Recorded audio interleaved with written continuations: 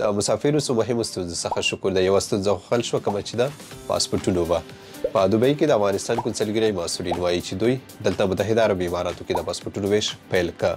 دوی وایي چې تر اوسه پورې موږ ته د پاسپورټونو 15,000 کپیانې راغلي دي چې لومړیتوب به هغه چاته ورکوي کېږي چې زیات ضرورتي وي.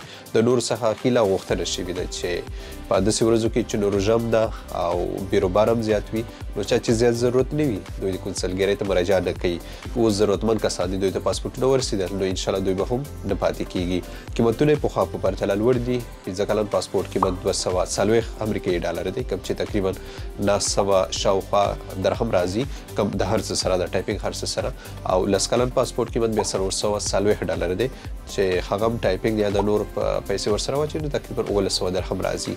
دلته دا خبره اختیاري ده که چېرې تاسو 15 کلن پاسپورټ اخلئ اخیستلی شئ او که 10 کلن اخلئ هغه هم اخیستلی شئ. د تاسو پورې اړه لري چې کوم یو پاسپورټ اخلئ که 15 کلن اخلئ او که 10 کلن. که د دې په اړه کوم نوي څه وو نو هغې لپاره احمد ټایمز تعقیب کړئ. مننه.